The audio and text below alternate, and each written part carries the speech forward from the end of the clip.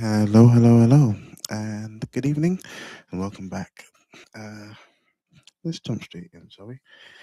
Today's chapters were Genesis 30 and 31, and yesterday we sort of met Jacob, Leah, Rachel, um, Jacob's wives, and we're about to meet effectively the 12, the progenitors of the 12 tribes of Israel.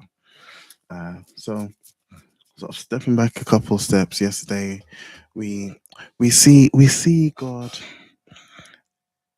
react, I think, to the situation quite interestingly, right? So Jacob was tricked into marrying his preferred wife, or his preferred lady's older sister, Leah. And then worked another 7 years for Rachel, working 14 years in total for Laban for his two wives. But in 29 verse 31, so yesterday, a couple verses back, it says, when the Lord saw that Leah was unloved, he enabled her to have children, but Rachel could not conceive. Now it's interesting because we've got, again, what I'm realizing, or what I'm reading from this go round, is how God interacts with humanity, how he interacts with the situations that humanity finds itself in. We have Jacob, who has married Leah and Rachel, and we will later on see in the New Testament, especially more specifically in the criteria that a leader of the church is supposed to fit. But the Bible doesn't necessarily condone polygamy, and doesn't condone a man having multiple wives, because a leader is supposed to be a man of one wife, and a leader is supposed to be a model. And so it goes to say the Bible presents the model as being one man, one wife. But Jacob is married too, and we can't take for granted that this was a different time. This was a very, very different time. Um, Thousands and thousands of years before the modern day, and so things were different. Situation, society was different, but God interacting within that society. So it's not that Leah shouldn't be the wife, or God doesn't want a man to have multiple wives and therefore kick Leah out and marry Rachel. God is in their situation now, actually almost protecting Leah, right? She was unloved because she wasn't the one that Jacob was working for. He was working for Rachel, but he's married her, okay? And even in his marrying her, he isn't probably treating her as she should be treated. And God's reacting to that. God is coming to her aid almost, in enabling her to have children, which is obviously big for them at the time, and not allowing Rachel, who was the desired wife, to actually have to have kids. And so we get this interesting run, and again, I think reading it sometimes can make us take for granted the time, because every time that one of the wives or their servants gets pregnant and has a child, you've got to imagine that's 9 months. You know, maybe a couple weeks here or there. It doesn't particularly say any of them were significantly premature. But you've got to imagine if it's at least 9 months on average for a baby to be conceived and born. 9 months is going by when these guys are giving birth to, like, eventually, up until Dinah, I think Rachel has two by her maid servant, one, and then um, Leah has two, two by her maid servant, two again, and then daughter. So we're talking like almost, what, 10 kids are born within this period, and obviously, when Leah's given birth, and maybe her servant is, or when Rachel's servant is given birth, that two women can be pregnant at the same time, as it were. But a significant amount of time passes, and they have, you know, 10 children already. Um, Now, the other thing worth noting is we're seeing this practice, which I mentioned when Sarah did it, that it would probably be more commonplace, where a woman gives her servant to her husband to go and, you know, to get pregnant on her behalf. So all of those children are considered, you know, children of Jacob, and become the 12 tribes of Israel. But um, the circumstances surrounding them are very much a victim of the time and what's going on, what was acceptable in that time. So um, we have another instance, interestingly, of Rachel selling Jacob for some mandrakes. I thought that stood out. That was an interesting little tidbit. Um, and sort of 30 ends with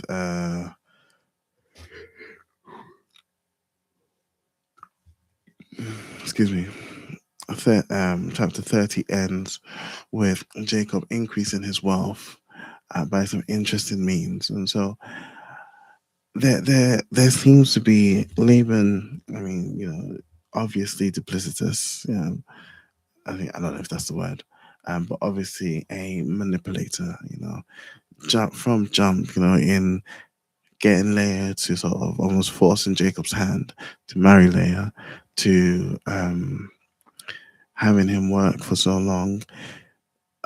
We later on find out he's apparently changed Jacob's wages multiple times. Um, and when he asked Jacob for what he wanted as wage, and Jacob effectively um, did the thing that doesn't benefit him by taking the spotted or speckled goats and sheep. Um, Laban has his sons take away all spotted, speckled, and um, streaked sheep 3 days journey away from Jacob. So it's like, oh, what's your wages gonna be? Okay, I'm gonna have all of these kind of sheep, and then he immediately goes and takes those kind of sheep and hides them. Obviously, not wanting to pay Jacob, or not wanting for Jacob to be paid. And then we get this interesting account of how Jacob was getting children, getting sheep and goats to be speckled. You know, something about making something speckled in front of them to encourage the children when they are born to have those traits of what they saw. Now, all of that's been since, I think, abandoned, and sort of modern scholarship actually looks to the fact that whatever Jacob was doing was not the cause. Instead, it was God. And in fact, later on in chapter 31, when we go through it, we see that it was God that has taken Laban's livestock away from him and given it to Jacob. It was God that allowed for, you know, them to have kids at the time. You know, when I'm conflating a couple of things, but yeah, the account of him using the stick, the striped and spotted stick, to make more animals is then somewhat debunked by himself in saying that he saw a dream in which this was happening, and God was.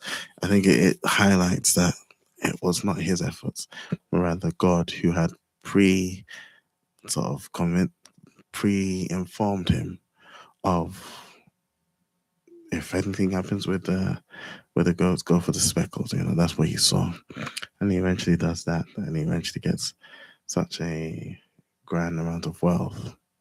And Laban chases after him, you know, probably with ill intent, because God showed up and warned Laban not to lay a hand on Joseph. And so there was definitely likely some bad intention in Laban chasing after them, but God again appears to Laban in a dream and warns him not to. And so they eventually go into another treaty. Um, because Jacob has become so powerful, he could be a threat, and it was worth them sort of reaching out, making sure everything was good. I appreciate it. But I'm clearly tired and conflating ideas.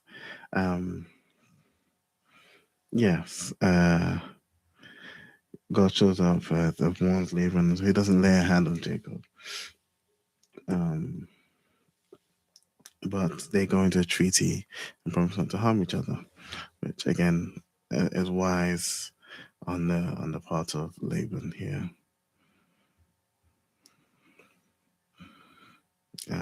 And yeah, there's also the interesting